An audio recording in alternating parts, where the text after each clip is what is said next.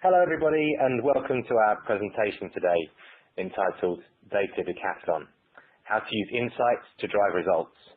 My name is Billy Hamilton Spence and I'm the Client Strategy Director at Octopus Group, and I'll be taking you through the webinar today with my colleague Angela Richmond, who is the Managing Director of Loudhouse, the research brand within our group.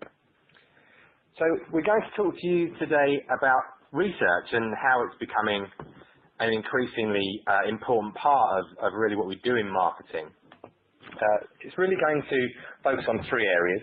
Perhaps most importantly, what we consider to be ROI with research and how that works, how we get the most out of research investment when as marketers we're looking to garner insights across our customer base in the wider market. We're also going to look at how we increase that ROI, ways we can be more effective in that investment, and then summarise with some simple ROI boosters, so ways that you can manage research from a marketing perspective and get the most value from the budgets that you have to invest in those areas.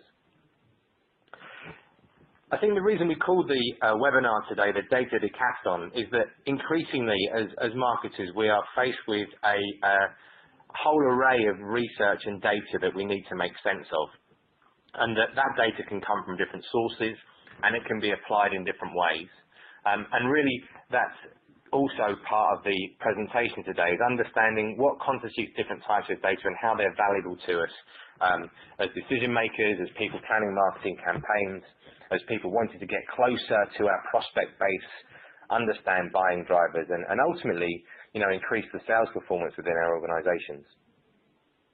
So to recap on that for a second, the slide you're looking at now is really about the ways in which research can be used at different parts of the sales funnel.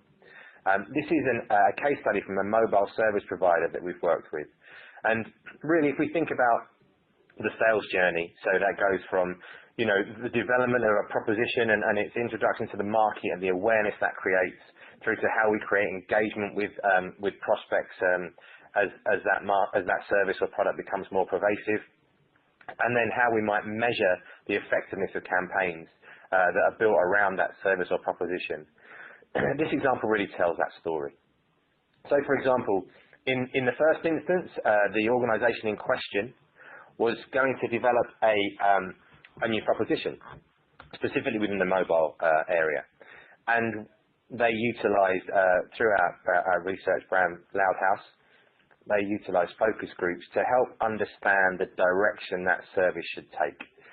So this was obviously a focus group forum is bringing prospect type organisations into the process of developing the proposition, garnering their feedback on the proposition itself, and then either supporting your assumptions around that product or service, or maybe changing course.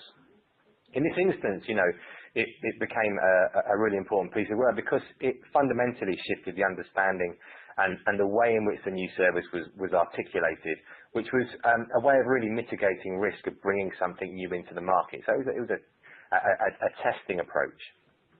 And that research was very valuable in the process, and the product itself, or the service itself, was brought to market in a more effective fashion, and we think all the better for it. If we then think about another way that research is utilised in a sales context, it's obviously through thought leadership. So anybody listening to the webinar who has any exposure to content marketing and how it works will know that it's really important to establish a relationship with your prospect base through thought leadership content, through resonating with the things that are driving their business decisions, and joining the conversation in the market overall about the issues that create challenges and opportunities for the organisations you're trying to do business with. So thought leadership research, which in this instance was done online, created content for prospect engagement, and what we're doing there is utilising that content, which is it's current, it's relevant, it's engaging, to generate leads across the pipeline, of course, but ultimately to provide marketing qualified and sales qualified leads. In this instance, that investment returned, a six-fold benefit to the business from the initial investment, from the budget that was there for the research to the amount of leads that were generated. Of course, not exclusively through the content itself. There's the orchestration and management of the campaigns overall, but nevertheless, it's something that is widely used from a content marketing perspective, and is wholly aligned to a research need that supports content marketing, and therefore sits as a very kind of credible and well-established way that marketing directors are currently using research as an engagement tool. And finally, of course, if we look at the bottom of the funnel, so as a result of the marketing automation system and the CRM analytics that are available to most businesses that are engaged in content marketing and lead generation today, you of course get data of another type. This is the data from your prospect base. This is the information that helps you to improve your understanding of how your campaigns are working, to analyze the effectiveness of them, and ultimately to recycle that information into the top of the funnel to make your campaigns make your campaigns better. So this is when we're looking at conversion rates and the things that are driving that, and bringing together a set of analytical tools to inform that picture. So I think before we go into any more detail, that's just a way of understanding with three simple examples how different types of research is supporting marketing strategy today in B2B. It's also interesting to us that with an annual piece of work that we do with our own prospects and with the customers that they do business with, which is works under the franchise of TechHeads, and you'll see the URL for that in the bottom left-hand side of the slide. But when we ask what the most important attributes are to a set of senior marketing officers and marketing directors in the UK, you can see here that quite clearly one of those key factors that helps drive sales is research and insight. So, the majority of respondents, 59% in total, cite that as critically or extremely important as a factor that helps drive sales. And so again, what we know from that is that there are multiple ways that people are deploying research to help support a marketing strategy, but as a distinct discipline, it's becoming increasingly important with marketers to help, boost the performance of their organisations. So again, this leads us to wanting to know more about that, and obviously that's why today we want to share with you some of our insights, some of our experience and best practice when it comes to undertaking research. So before we get started, I just wanted to ask a quick question of you. There are a couple of points in the webinar where we're going to be petitioning the audience, so we get some feedback from you about the issues that we're going to discuss. And this question, which you'll see pop up on your screens very shortly, is how good a grasp do you feel you have on the ROI from your research? So that's how good a grasp do you feel you have on the ROI from your research? And the options there, of course, are that we don't do research yet, that you might not be too sure, that you have a positive return, but you think it could be better, or that you're very confident you get a good ROI from your investment. So I'm just going to leave you for one moment to consider that.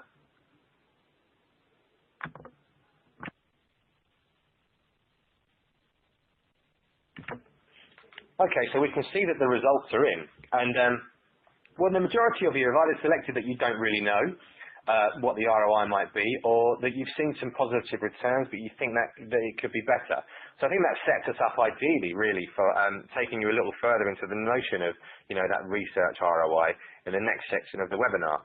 So I'm going to hand over to my colleague Angela now, and she'll take you through that.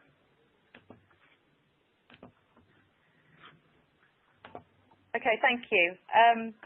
So I think it's probably worth just talking for a moment about what we mean by ROI when we're talking about research, because it isn't like marketing campaigns. The value of research can't always be measured in a matter of weeks or months. It's harder to make that direct connection. But nevertheless, I think what we should see is that great research insights should be impacting the business at many different levels. And what happens is that the value tends to percolate down throughout the business.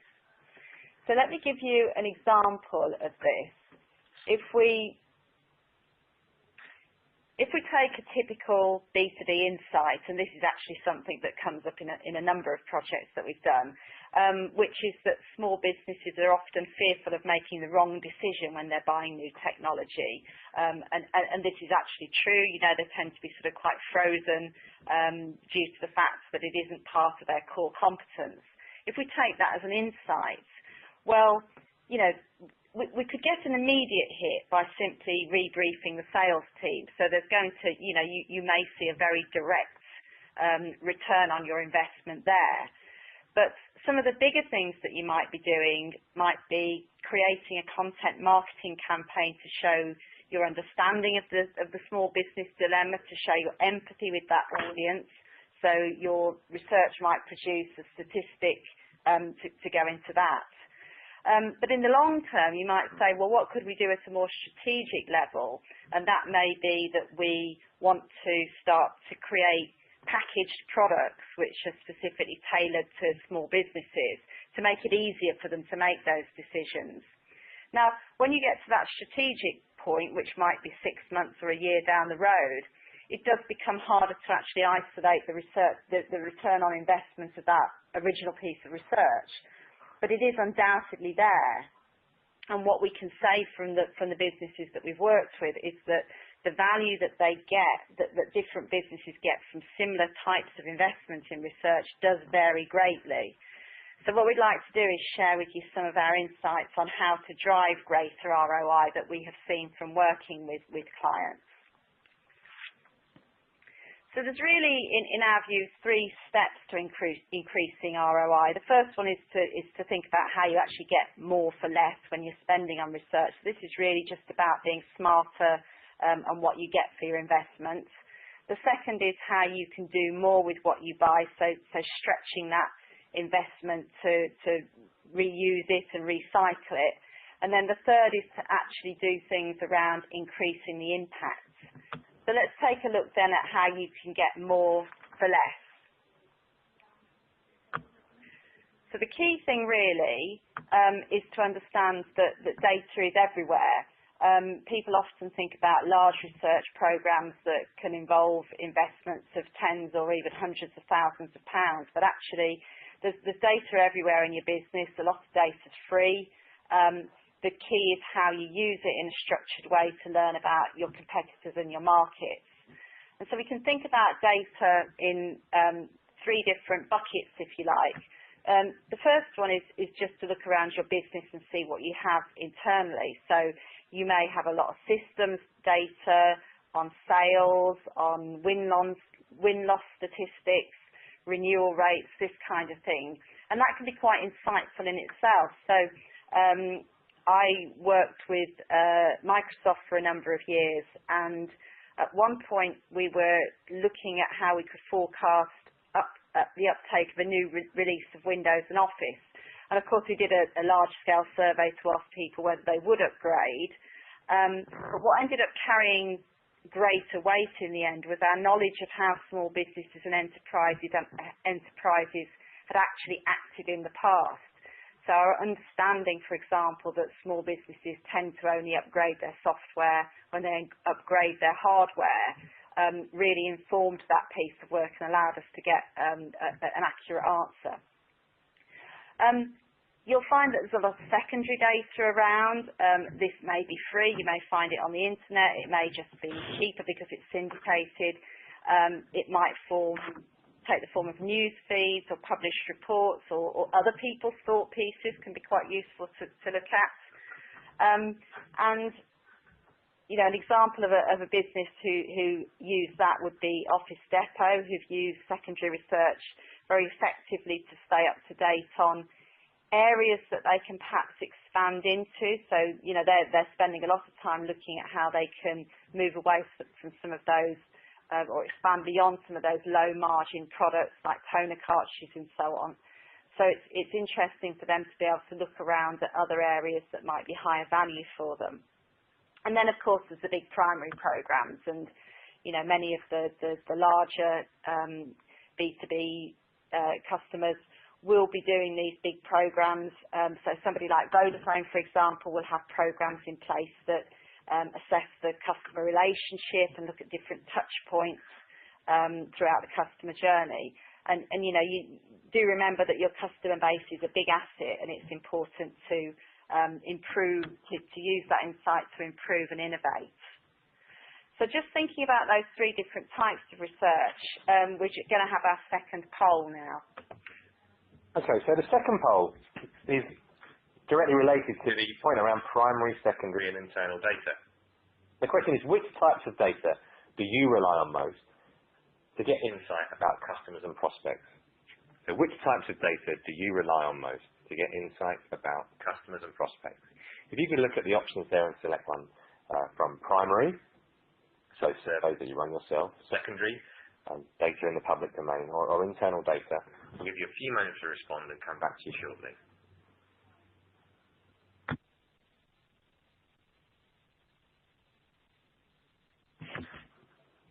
Okay, great. So what we can see there is that 50% of you have responded saying that primary is the data you use the most, with 30% saying secondary and 20% saying internal.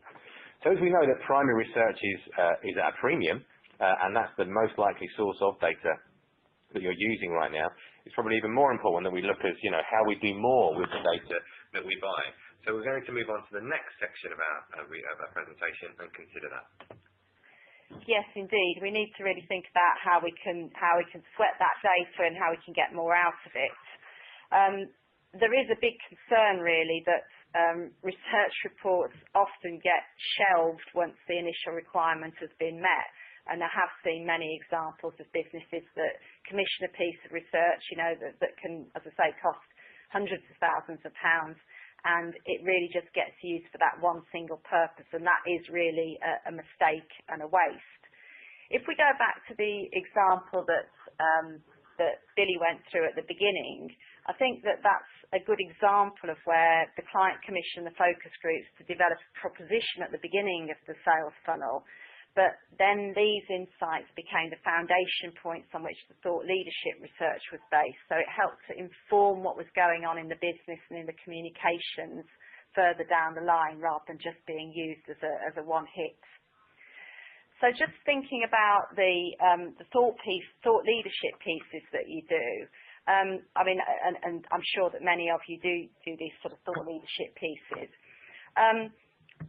A typical thought leadership piece might generate several hundred data points, but when we're looking at content marketing, we're really looking for those big headline numbers, and a typical press release might use just maybe 5 data points. So if you think about the business value is often in drilling down into the subtleties of the story. They may be about some of the smaller numbers. It may be about how you slice and dice the data. It may be about some of the negatives that you haven't wanted to use in those promotional stories. So you really need to sort of sweat the data and get those nuggets out and understand perhaps where some of the weaknesses of the business are, where some of the threats from competition are coming from, that you can probably glean from some of those insights.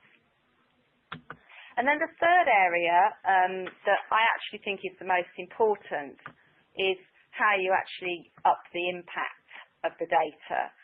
And what we have really seen is that the clients that get the most from their research are the ones that really take active, proactive effort to put this into action, rather than just saying, yep, that's interesting, and hoping that it just disseminates around the business. So how do we actually put things into action? How do we turn that knowledge that we've gained into action? So the first thing really is to make sure that we're not just talking about facts, we're talking about insights. And that's all about getting the so what does this mean to me? I would strongly recommend that you try and ban bars and bullets and just keep asking yourself the question, so what? As an example, we were working with a client who had an online offering, and they discovered that Amazon had made about 100 price changes in 1 year on one of their products, on one of their SKUs. And in fact, that was about 10 times what they had done. Now that's just a fact, you know, you can interpret that in many different ways. In fact, the insight that came from it was that you have to make a lot of price changes for people to trust that you have the best price. And the understanding in the business prior to that was that you don't change your price too often. This was a really important insight that led to them having a different dynamic pricing approach. The second thing is, how do you actually get the story around the business? You know, and people just really aren't interested in reading these long, flat reports anymore. There has to be more story told. You have to bring the story to life. That can be through things like short videos. It can be through building personas. And Billy's going to talk a little bit more about that in just a moment. But the final area really is in actively taking action. Where we've seen businesses that just sort of wait to see what happens or say to the teams, go away and do something about this, things don't happen. It has to be a structured approach by the whole business. We were working with a B2B client that found that they always got low scores on invoicing, and actually a lot of B2B clients do get poor scores on invoicing. And nothing actually happened year after year until they decided that they were going to take a concerted effort. And what they realised was that it wasn't just the finance people that were falling short on this. The invoices would never be accurate until the people that were doing the sales were giving accurate information to the accounts department, and the delivery teams were also going back and saying, okay, we tweaked what we delivered a bit here, we haven't delivered that yet, there's been a delay there, but they've taken some more services from them. All those things go into having accurate invoices. And actually, once they did that, the scores on invoicing finally went up and had an improvement on overall satisfaction. So let's go to our third poll then. Okay, so we've looked a little bit at how we drive value out of research, and the question here is getting a little close to how well you think you do that also, but principally around, you know, understanding customer behaviour. So how well do you think you apply your understandings of customer behaviour to your business? So Angela's final point, if you have research, how much do you think you get benefit from that investment? So how well do you think you apply your understanding of customer behaviour in your business? We'll just leave you for a couple of moments to respond to that.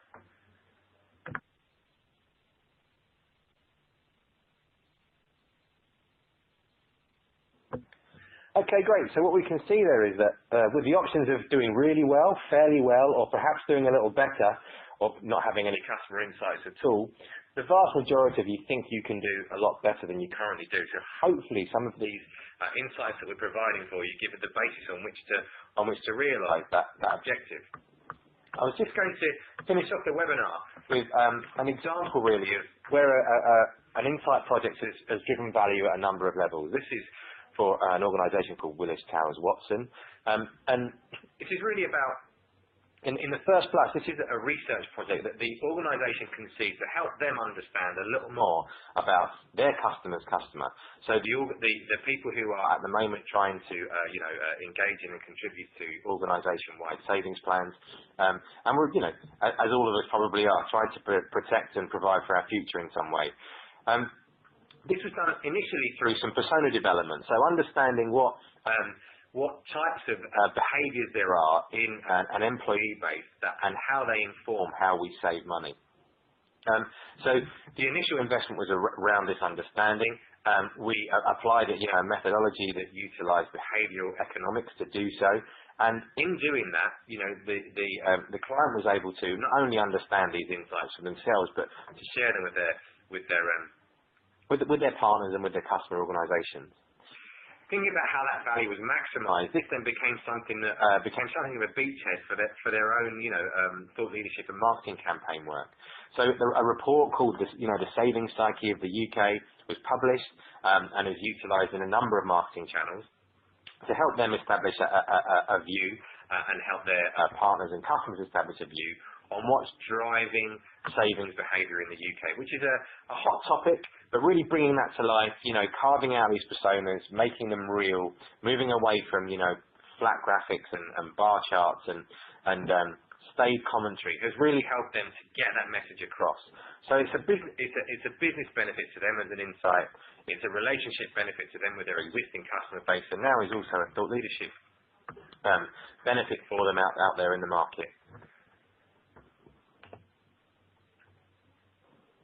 So to finalise the webinar, we just thought we'd recap on some of the key points that we've made over the course of the last 30 minutes. And to deal with them in turn, the first thing about doing really good research and boosting that ROI, which is, getting yourself in the right place to get the most out of what you've got as an investment. The first starting point is really one of collaboration. So making sure that if one of the endpoints is to make as many people, excited about the research as possible internally, bringing in key stakeholders to the planning process can really help that work. It also makes for a better product. By design, if it is a collection of thoughts of people who are relevant to the projects in place, you're going to end up with a better questionnaire, a better research execution overall. Second thing is to think about these layered insights. So as our live poll shows you, it's not just about commissioning primary research. There's a wealth of data out there that is available from a secondary analysis point of view. And also your own internal systems will be increasingly more sophisticated and more reliable in driving out insights from your customer base. So we should look at all three, rather than just necessarily turning to the research agencies as a first port of call, before we've really honed down what our research requirement might be. The third thing is to think about asking the audience. And what we mean here is your own customer base.